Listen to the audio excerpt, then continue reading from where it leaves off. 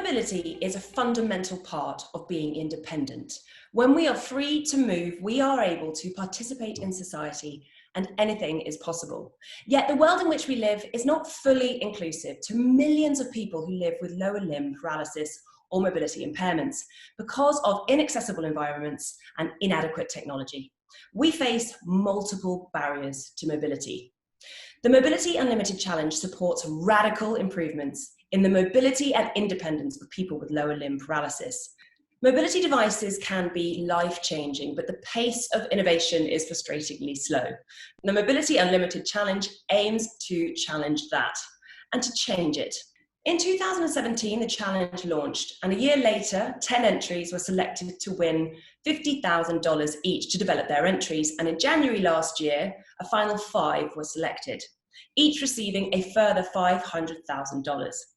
The winner was to be announced in Tokyo, but of course, with the coronavirus pandemic, those plans had to change. However, a finalist will be announced at the end of 2020 and win $1 million.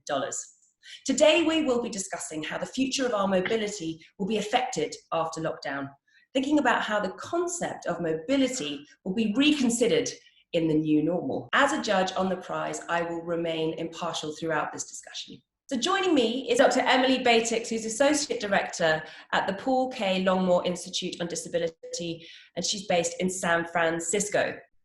Yeah, just to give a quick audio description of myself, I've got 2 tree plants behind me.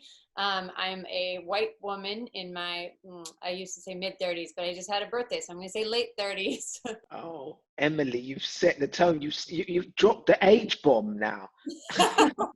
Just rough. So oh my days, what are you doing that for? No. Can we go for which century or decade? You know? Augustus Reyes, who's the former head of design at Xbox, Pinterest, and now chief designer at Varo Money, who is currently in Seattle. Hi, I'm Augustus Reyes, and a quick visual description. I am a middle-aged Southeast Asian male, although I look much younger. I have short hair, and I'm wearing a black hooded sweatshirt, and I'm sitting in my home office in front of a wall of bookcases where the books are arranged by size and color. And Adi Adepitan, former Paralympian and broadcaster who's based in London. So my name is Adi Adepitan. I am in I'm in my living room. Behind me are 2 giant X's. They are part of the stage set for my wife, who's a live music performer. Sometimes they fall on my head. Today they haven't, which is great. I am wearing a red sort of shirt type thing. I'm a black guy with dreadlocks, and sometimes I have a big smile. And I'm sort of anything between 25 and 50, I guess my age. I'm in that range. Hi, I'm Sophie Morgan. I am a white woman. I'm 35. I've got long blonde hair. I'm wearing a blue dress with white polka dots. I'm sat in front of a white wall with a green window blind, which is rolled down. So lockdown has meant that many people have had to adapt their lives. They've had to live and work from home. And of course, they've had to suffer significant travel restrictions, and they've had to socially distance, and they've had to isolate, which of course has given the world a bit of an insight into what it's like to live with a disability. So Adi, how has your life and your work had to change since lockdown? Yeah, my life's changed dramatically. I'm sure it's pretty much the same for many people out there, but with the travel restrictions, I've basically been grounded. My wings have been clipped. So yeah, it's been weird for me to be at home for such long periods of time. In many ways, Adi, you're not that typical disabled person, because you're not a typical person. The amount you travel, your wings must really feel so clipped. But of course, for many people with disabilities, the kind of restrictions that already existed, the barriers to much of our lives that were already in place when it came to physical access to places and spaces and even experiences, those were there before the coronavirus pandemic, and they are now even more heightened perhaps. And so Emily, to you, how do you think that the world might change given they've had a taste into what it feels like to live with those restrictions? I mean, the hope is that a lot of people are really experiencing the challenge of like being told you can't participate in things and being feeling left out, and that's going to develop some empathy, that we need to be thinking about disability experiences, learning from disability expertise, and incorporating that into the society that we rebuild. As people right now are, there's a celebration of when will we return to normal. A lot of disabled people are pointing out like, the world was never normal for me, and let's make sure that we're not returning to normal, and let's try to do better when we're sort of rebuilding and figuring out what this new world is going to look like. Yeah, there's a phrase going around, build back better. And it has me thinking about what that means and how that will look, and when we talk about rebuilding in a fairer way, in a more equal way, the optimist in me thinks this is a unique opportunity that we've been given. People now have an empathy. They now have an understanding, perhaps, but it's about articulating our needs so that we can all move forward together. I mean, do you guys feel positive outcomes will come from this? What's your gut instinct on how we might go build back better? And I'm optimistic that despite the horrific effects that this experience might have had, what it's done is I believe that it's creating a greater sense of empathy and compassion, particularly for people who, for the first time, are being forced to experience limited mobility outside of their homes, limited social contact in a way that's beyond their control. And so while I'm hopeful that the situation ends quickly, I hope that people's compassion and empathy continue beyond the virus. And actually thinking on that, August, while this might come to an end soon, we don't know what the future's going to bring. This could be the first of many more of its kind. We just don't know. I mean, that is, if anything is certain, it's that it's completely uncertain, isn't it? No one knows. And so what can we learn from this? And which voices can we bring into the conversation that weren't in the conversation before to make sure that, those wonderful goals that have been set, no one gets left behind? I think it's an opportunity for us to evolve as a race on this planet. We've been stuck in this place where there seems to be only one way that we feel things can be done. And I think this last few months have shown that there is a different way, and it's a way that's far more inclusive. I think what's really important is that we connect the dots. We show the people out there in society that actually, there is a light at the end of the tunnel in terms of coronavirus, because now, I mean, the flip side of it is you've managed to include more people who have felt excluded previously from society are now starting to feel included because they can work from home, and they've always been able to work from home. And if the rest of society, the people who with the power, understand that, then I think we can progress and we can move forward. The way that I think about this is, when a human being experiences trauma, there has a chance, you can go in two directions. You can grow, or you can get knocked back. And I hope that this trauma that the world has experienced collectively, even though we've all experienced it differently, I hope that means that we can collectively grow from it. But I think it's really important to remember, like we've all said here, is that just because provisions have been made to enable disabled people to be more included because they've been able to work from home, doesn't mean that when we move forward, those people still have to stay at home. And even though there's now more, connected online, as it were, and everything like that, that must not be an inhibitor to actually making the changes in the outside world as well. So what's really exciting about this particular challenge is the need to include the disabled people in the process of creating. It's fundamental to the Challenge Prize itself that the concept of co-creation happens. Emily, could you explain a little bit more about what co-creation really means?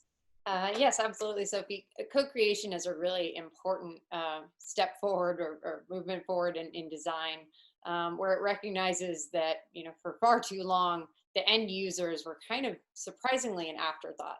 So co-creation in this case kind of builds off the disability rights slogan of nothing about us without us, and argues that disabled people are going to be the end users of assistive technology devices. They need to be involved in coming up with the problems in the first place that we're trying to solve, and involved in every step of the process working towards a solution, whether that's involving people with disabilities from tech who are working directly on the design team. But if you don't have that, making sure to involve people paying for their expertise. And it's not just somebody who's being brought in at the very end. I've talked to many people who, especially right here, I live in San Francisco, which is right near Silicon Valley, and there's, we get calls at our organization from folks who've come up with some new design, and they're at the very final stage and they want to pick people's brains about it. And it's really hard because we're like, oh, half the time they're going to just be devastated when they give this new vibrating guide cane for the blind. And our colleagues over at the Lighthouse for the Blind kind of have just kept telling people, like, you're coming too late. No, sorry, we don't need this. And we could have told you from the start, we don't need this. So co-creation is also a really less wasteful process for saving people's time by, kind of recognizing that we can do much better by involving this expertise all along. Addie, have you got some examples that you wouldn't mind sharing of, times where you felt, as the end user, as a person with a disability, that the product that you're trying, the assistive technology that you're using, has not been designed with you in mind? Well, because I'm old, I've seen things come and go. I've seen all kind of spangled devices. I just connecting the dots and leading on from what Emily said as well, in terms of co-creation and technology. One thing that people have got to remember in this industry is that disabled people are great problem solvers. And the reason why we're such great problem solvers is because the way society is built, it means that the moment we step outside of our doors, usually we're solving problems all the time. So when it comes to great innovations in society, I think technology and companies would take heed in listening to the knowledge that we as people with disabilities have. When I talk about great devices that have been made for me that I felt hadn't worked by able-bodied people, when I was younger, I used to wear calipers. They were really cumbersome devices created by able-bodied people. Mine they were two big iron rods that went into hospital boots, ugly looking hospital boots. I wore them all the way up to my thigh. And I walked like C-3PO from Star Wars after he trodden on a piece of chewing gum. It was a really awkward walk.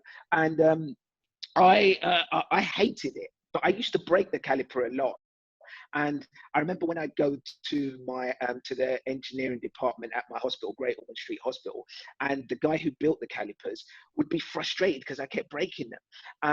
But he realized that I didn't like them. And together, we innovated. And after years of me constantly breaking them, he started making carbon fiber versions. He even changed the color so it matched my skin tone and stuff. And that was him working with a 9-10-year-old.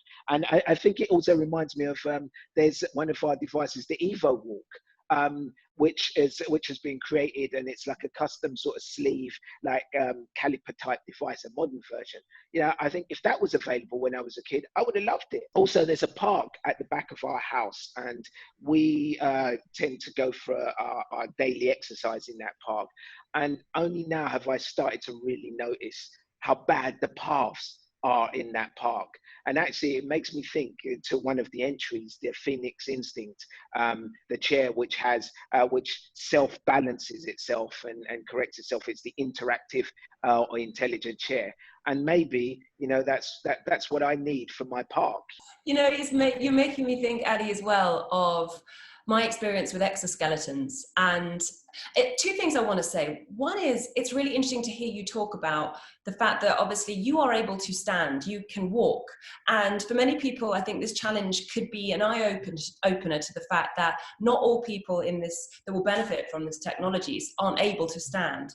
That often that people that benefit, have low limb paralysis or mobility impairments, are able to walk. So this idea of it being a wheelchair that needs to be created is the furthest from the truth.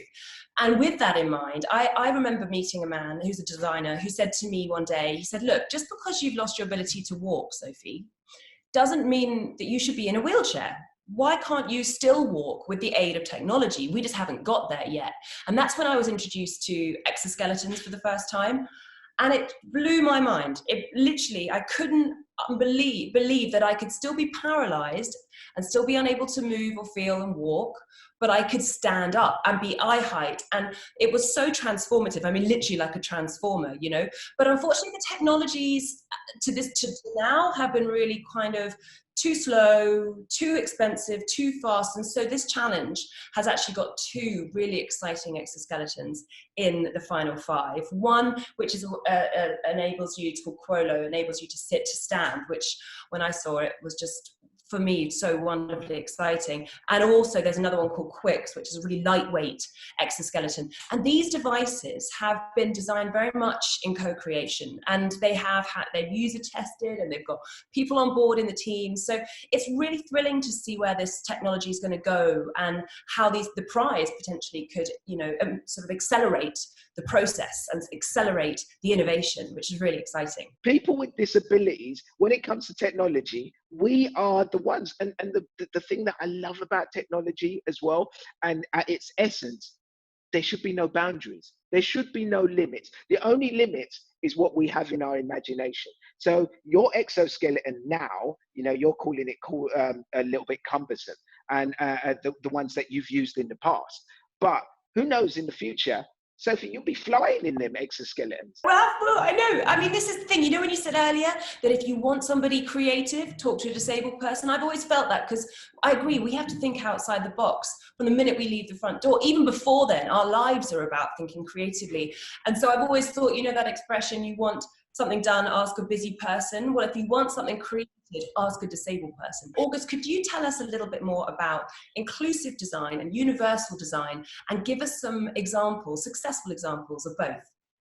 Oh, sure. So universal design focuses on the end result of an artifact or an environment being as accessible as possible to as many different people as possible.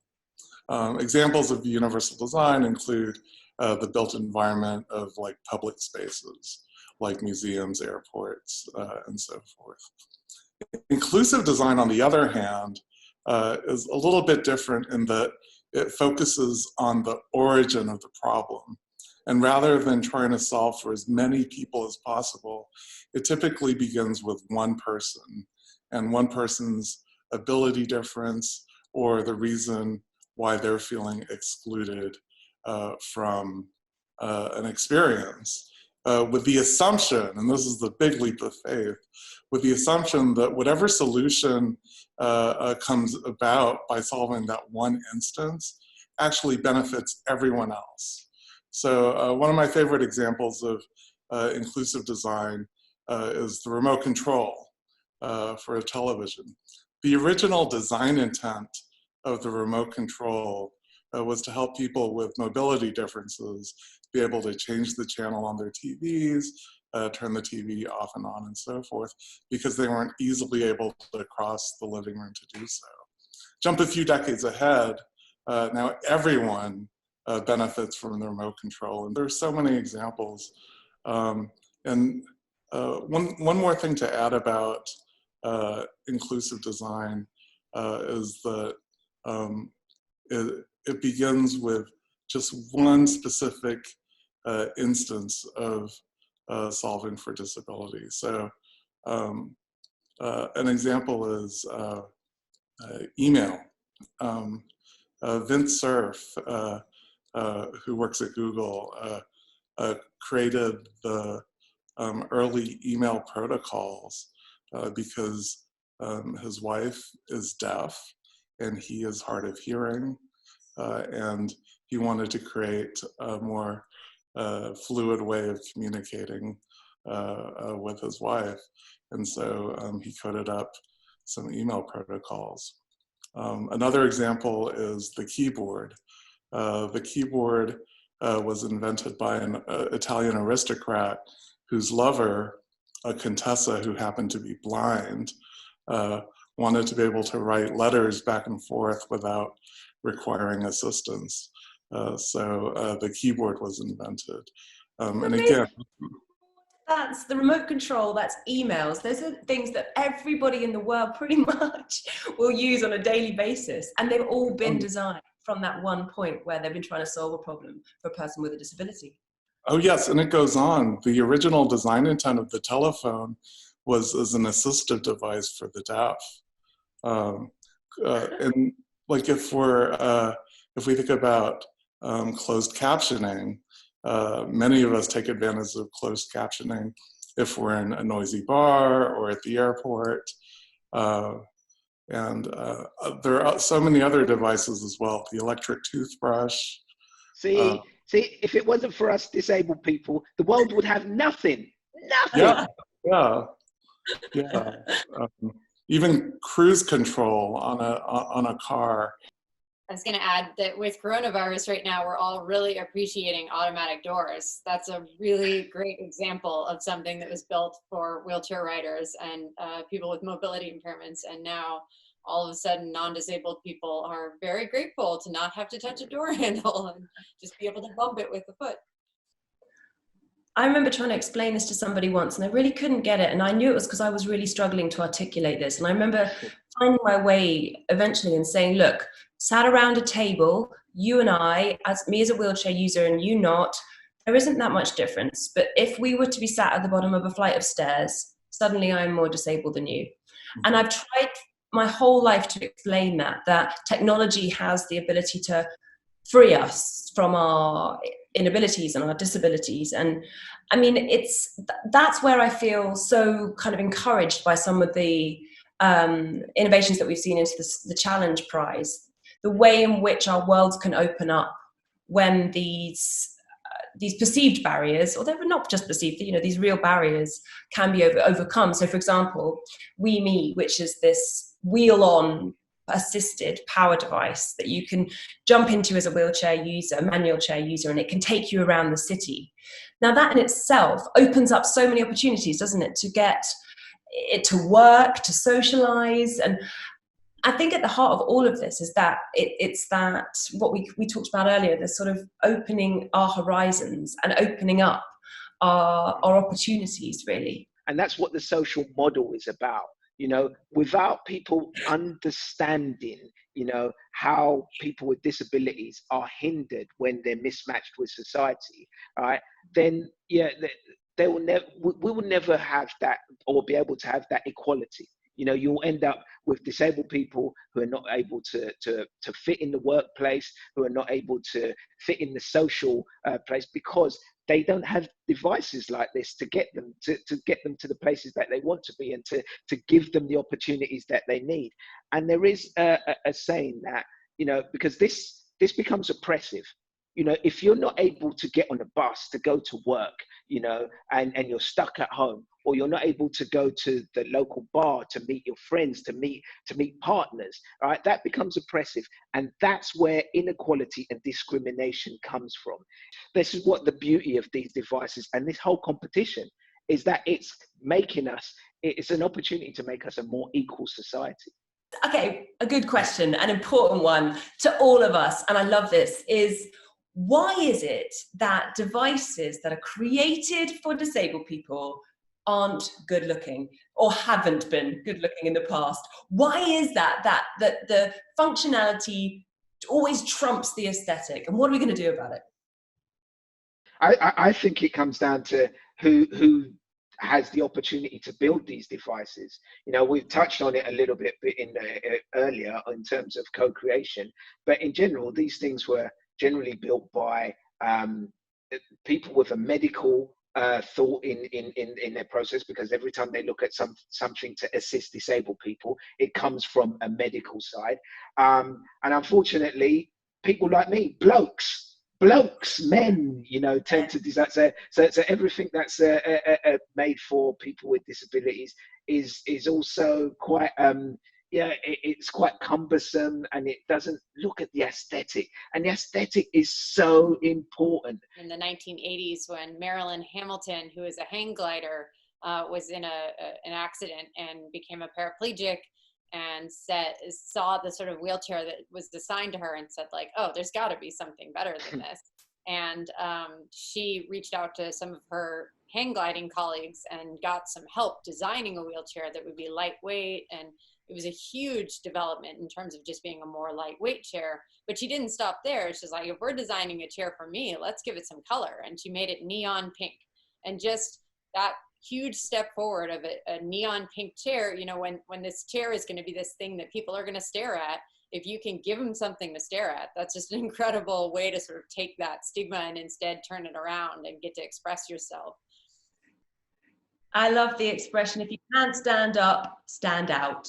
And I think that's really cool, you know, just sort of having that power to own your device and really feel yourself within it. And one of the entrants actually, who is a wheelchair user himself, Phoenix Instinct is the name of the company, his whole motivation was because of this, exactly the same as you, Addie. When he was growing up, he had these unfortunate situations where kids were kind of, you know, he was really, as a disability, drew attention to him, and he didn't want to feel so different. And his motivation through the rest of his life really has been to design products that are good looking and are take away those words that you associate with disability and put in a whole new vocabulary: sexy, progressive, sleek, stylish. Those words he's trying to integrate into the disability experience, which is really exciting.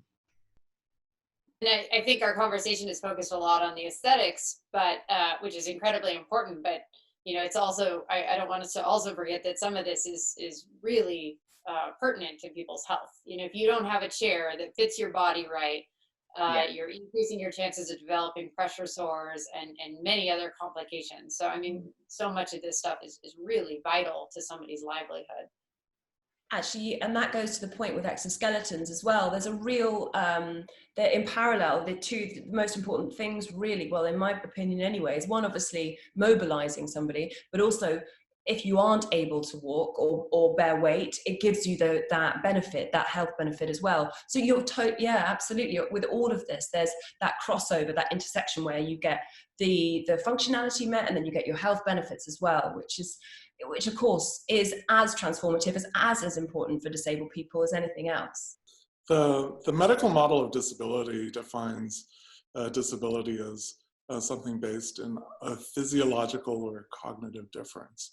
But there's a different model, an alternative model of how to think about disability, and that's called the societal or the social model, which suggests that disability is not in fact a physiological or cognitive phenomenon, but rather it's a mismatch between any person's given abilities and the environments and artifacts with which she or he interacts.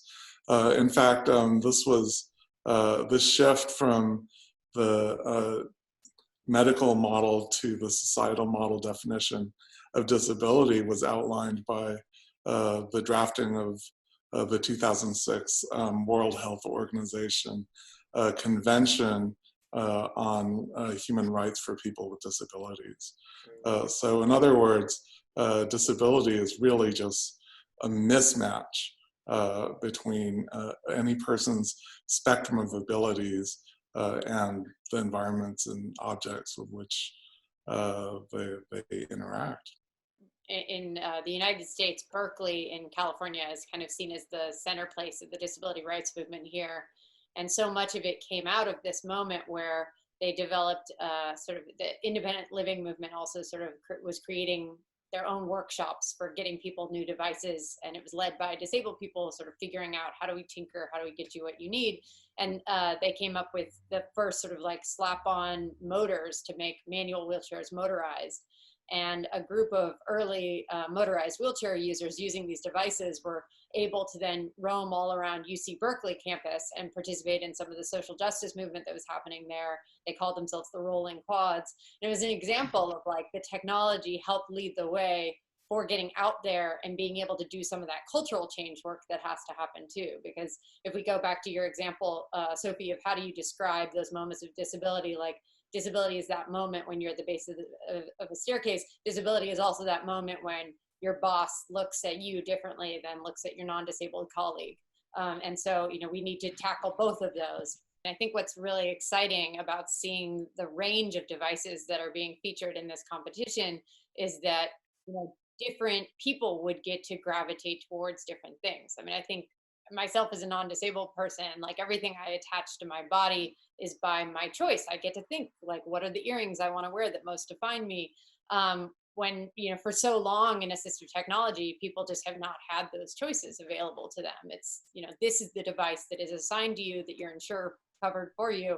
And that has been really hard and extra stigmatizing when devices are already a sign of stigma.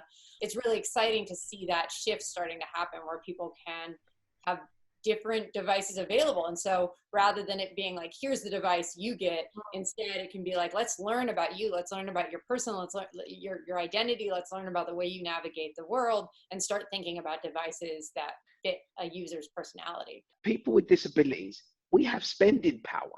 We have spending power. We could add so much more money to the market if things were marketed towards us.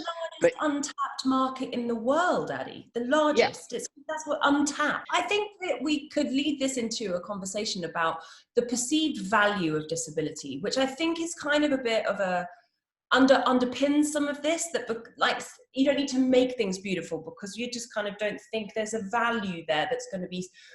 I think this disabled people trying to prove their worth is something I really struggled with when I first became disabled, and I really wish we didn't have to do. And I hope that changes in time, because I think that would, once people know that spending power, know that there's an opportunity there, I feel that the market would open up and we would have access to the same goods and services as everybody else. In my previous life, I used to be a wheelchair designer or wheelchair salesman. And I remember I would go to people's houses and I would show them different ranges of chairs. And I remember there was this one kid who was he was moving to big school. He was going from his little school to big school, and he had cerebral palsy. And this bigger school was going to be hard for him to walk around. And his mum wanted him to use a wheelchair, but he did not want to get into a wheelchair because all the wheelchairs he'd seen were designed, and they were really cumbersome and they were really ugly, and they weren't designed for a kid to make them excited to want one. And I came around with a load of different designs. He asked me about colors. I told him I could do whatever color, gave him spooky dokies, put flames on the back of the chair, whatever he wanted. We sort of designed it. And I got a letter about 6 months later after he'd received the chair and he'd started secondary school. And his mum said it completely changed his life. He was a different person because he had a chair that was built for him. Yeah, and that's the power. That's the power, and every child should have that, regardless of whether they have a disability or whether they're able-bodied. Actually, looking into the future, and especially with the devices that we're seeing with the challenge, I have a feeling of hope. I have a feeling of optimism, and given the context into which we are now moving into the world again, with this kind of now lived experience of some of the mobility restrictions that disabled people often face, I feel that we can move in the right direction, literally. What about you guys? Do you know, I think some of the biggest innovations and some of the biggest steps forwards that the human race has ever made is when we face adversity and when we face big challenges. And COVID-19 has thrown that challenge in our faces. And I think now, as we've mentioned and we touched on before, people are seeing that there is another way of living, another way for us to progress. And this way, maybe not by design, almost by accident, is a way that will incorporate people with disabilities, because we're going to use technology to move us forward. And I hope out there are, because I'm sure, I know a lot of incredible technologies are not always built for a purpose. And that's what I love about all of our finalists, the designs that they have. I actually want each and every one of them. You know, Me too. because a weird mind would work for me, and Eva would work for me. Exoskeleton, I mean, all of those things are amazing, because for me as a person with a disability, I look at them and they would all improve my life immeasurably. So yeah, I'm excited at the moment. This is an exciting time. My optimism lies in the fact that I think disability expertise is finally being looked at. I mean, when I think about when I did my research in the, when was that, 2005 to 2010, and I went around to these trade shows, it was still just so very common that the devices that were being made, maybe people with disabilities were asked to prototype at the very final stage. And to see that your finalists all have made sure to think about a co-creation process, and to think about the fact that like all of these, so much of the conversation today has been about, you know, the benefits that disabled people bring to our world to the benefit of us all. I think it's a really exciting time. You know, I know a lot of my friends are trying to not say "I told you so" too much right now, but there's a real temptation to do it, because if we had listened to disability expertise earlier, we would have been a lot more prepared to switch to a online education. I mean, online system, online education, online workplaces, and so I just feel really positive that that expertise is finally being valued. It's always been there, but that it's people, I want to see in the future that we're looking to disabled people to be some of the leaders of our country, to be some of the people thinking about national disaster plans, and to be some of the inventors and tech designers, like August. Well, speaking as a designer, I'm very optimistic, because what I've noticed in design education today, the notions of accessibility and inclusion are just a matter of course. It's not something exceptional. Like when I was in school, there was a perception that designing for accessibility was an afterthought. That one would design an artifact or an environment for the so-called average user. But what we've learned is there's no such thing as an average user. That's a myth. And today, the whole notion of user-centered design encourages designers to co-create, or at least to design with some sort of a real representation of people who are actually using the product or environment. So I think that it's no longer a kind of specialty, but it's just a matter of good design. So yes, so amazing to talk with all of you, and thank you so much, and here's to the future. Thank you so much.